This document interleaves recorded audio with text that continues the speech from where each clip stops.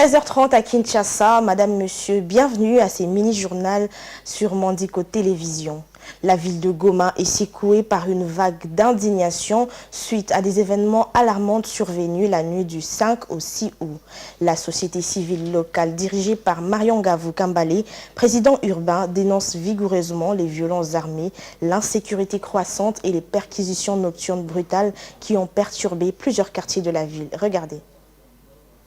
Tard dans la nuit, des coups de balles ont résonné dans différentes avenues des quartiers de Goma, sémant la terreur parmi les habitants. Ces tirs indiscriminés ont provoqué une vague de panique et exacerbé les climats d'insécurité qui règnent déjà dans la région. Les populations déjà traumatisées par des conflits récurrents se trouvent désormais confrontées à une intensification des violences. Marion Gavou Kambale, président urbain de la société civile de Goma, a exprimé son indignation face à cette situation. Selon lui, les récentes actions des forces négatives témoignent d'un manque flagrant de respect des droits humains et d'une gestion catastrophique de la sécurité publique. Nous sommes en état de choc et d'horreur face à la violence incessante qui frappe notre ville. Les autorités doivent prendre des mesures immédiates pour mettre fin à cette spirale de terreur et garantir la sécurité des citoyens, a-t-il déclaré. Le membre de la société civile appelle les autorités à une enquête approfondie sur les événements de la nuit dernière. Il demande également une réponse plus efficace face à la montée de l'insécurité qui menace la stabilité et le bien-être des habitants de Goma. Cette situation critique met en lumière la nécessité d'une réforme en profondeur du système de sécurité et de justice dans la région du Nord Kivu, ainsi qu'un engagement renforcé des autorités pour protéger les droits des citoyens et restaurer la confiance dans les institutions. La communauté internationale est également appelée à soutenir les efforts visant à mettre fin à la violence et à garantir un avenir pacifique pour Goma.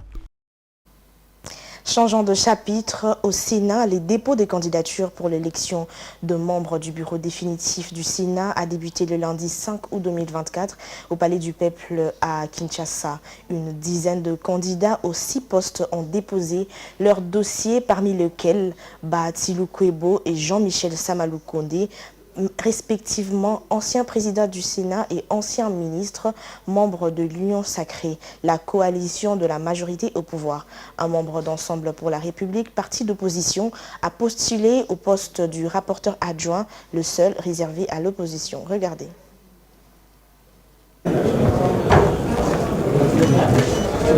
Au premier jour du dépôt des candidatures pour l'élection de son bureau définitif, la Chambre haute du Parlement en RDC a réceptionné une dizaine de candidatures aux différents postes. Modeste Bahatilou Kwebo, ancien président de cette chambre, a postulé au poste de deuxième vice-président. Après le dépôt de sa candidature, il a donné les raisons de sa candidature. Je voudrais consolider les acquis, c'est-à-dire ce que nous avons eu à faire comme travail.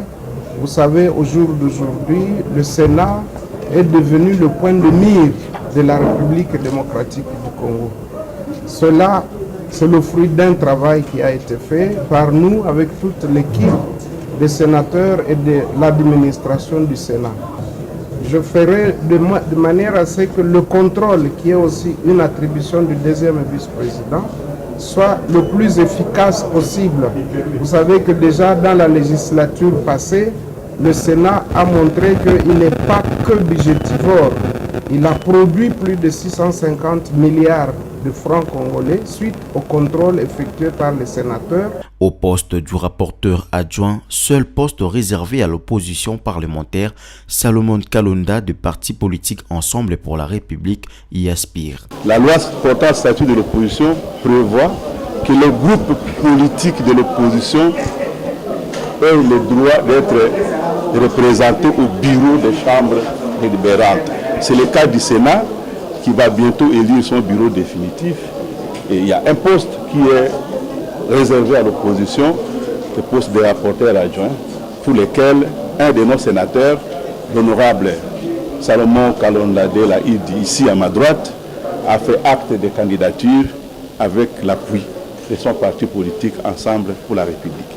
Un autre candidat qui veut être membre du bureau du Sénat, c'est Kalumba Mwanangongo. Doté d'une bonne expérience dans les institutions, ce membre de la plateforme AACPG a rappelé que les postulants au bureau définitif du Sénat doivent avoir une bonne moralité. Si on se fait élire au bureau définitif, on est donc élu par les élus des élus. Vous voyez les étages?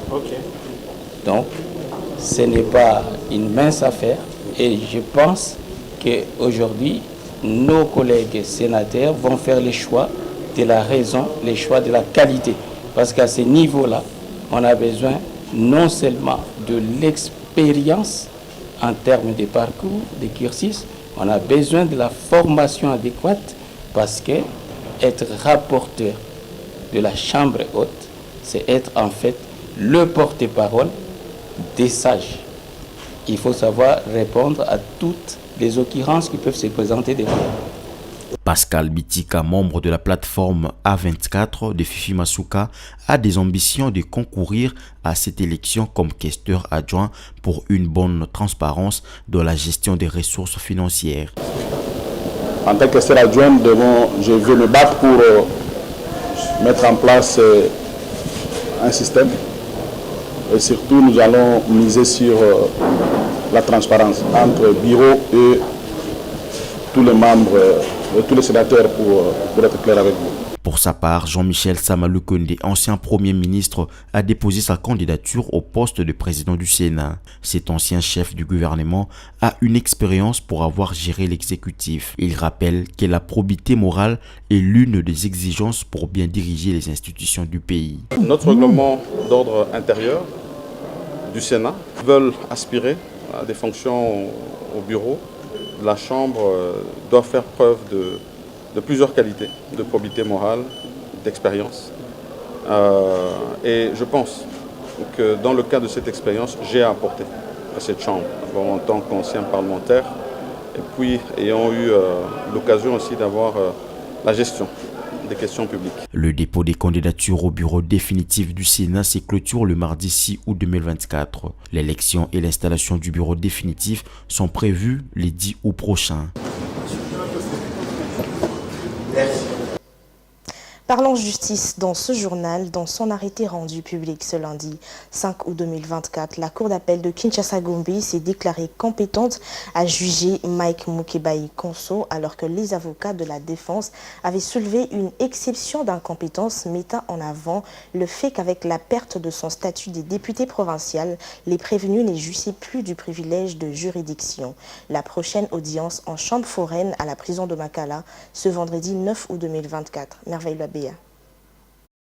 Alors que son camarade du parti, Salomon Kalonda Dela, avait obtenu gain de cause devant la cour militaire de Kinshasa-Gombe qui a abandonné de poursuites contre lui au regard de son nouveau statut de sénateur. N'étant plus député provincial, Mike Mukebai n'a pas obtenu gain de cause dans sa démarche d'être déchargé des poursuites devant la cour d'appel de Kinshasa-Gombe. L'opposant et cadre d'Ensemble pour la République, Mike Mukebai, fait l'objet de plusieurs préventions. Initialement, 4 retenues par le procureur général près la Cour de cassation lors de l'instruction préjuridictionnelle dont menace d'attentat, propagation de faux bruits et imputation dommageable. Une 5e prévention offense aux imputations dommageables. L'opposant et cadre d'Ensemble pour la République Mike Mukebai fait l'objet de plusieurs préventions. Initialement, 4 retenues par le procureur général près la Cour de cassation lors de l'instruction préjuridictionnelle dont menace d'attentat, propagation de faux bruits et imputation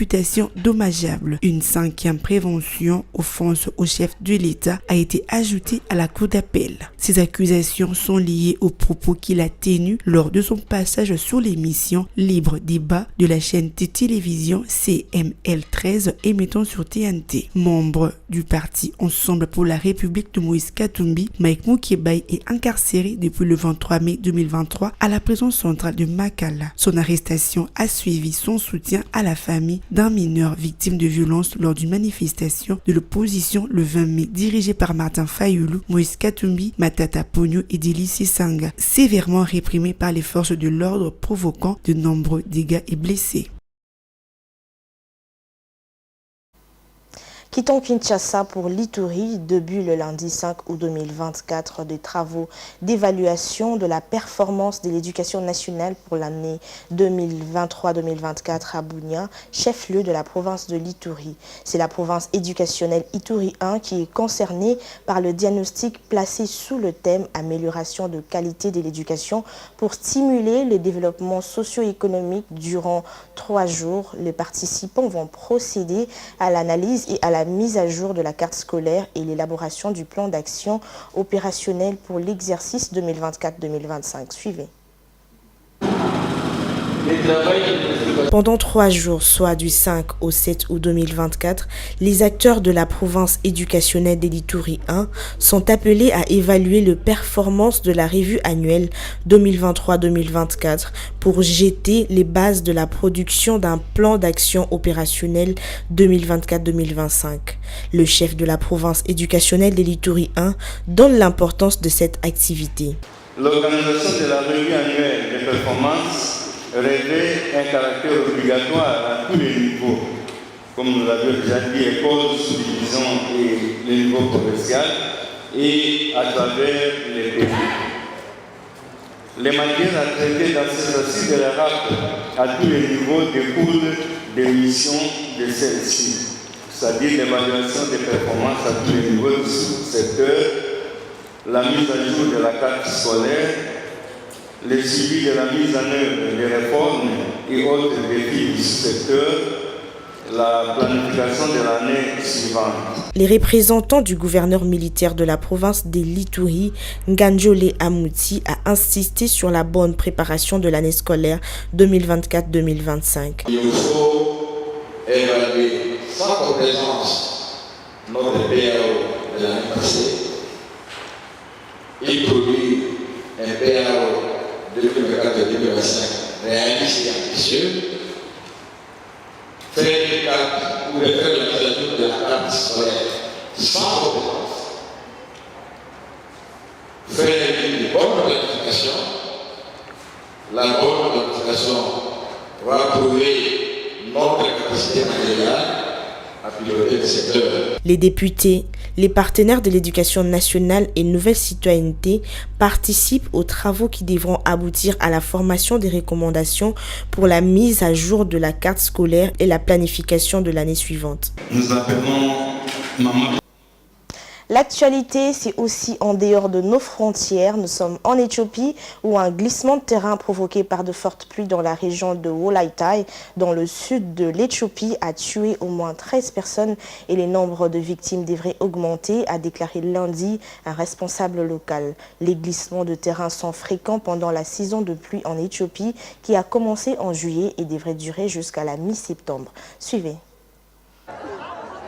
Samuel Fola, administrateur en chef de la zone de Wolaitai, a déclaré que plus de 300 personnes ont été évacuées de la zone du district de Kindodi-Daye et que le nombre de personnes portées disparues reste inconnu. Selon le gouvernement régional, des opérations de sauvetage sont en cours dans la zone de Wolaitai. Les glissements de terrain des lundi semblent moins meurtriers que celui qui s'est produit le mois dernier dans une autre région du sud de l'Éthiopie où plus de 200 personnes ont été tuées. Le glissement de terrain sont fréquents pendant la saison des pluies en Éthiopie qui a commencé en juillet et devrait durer jusqu'à la mi-septembre. Avec peu d'infrastructures, les zones montagneuses de Wolaitai sont sujettes de tels accidents. En 2016, plus de 41 personnes sont mortes et des centaines ont été déplacées dans la même région après que des fortes pluies se sont déclenchées une coulée de boue meurtrière. Le mois dernier, dans la région voisine de Gomogofa, une importante coulée de boue a coûté la vie à plus de 229 personnes. Les bureaux des Nations Unies pour les droits de l'homme a déclaré que les bilans pourraient se lever à 500 personnes.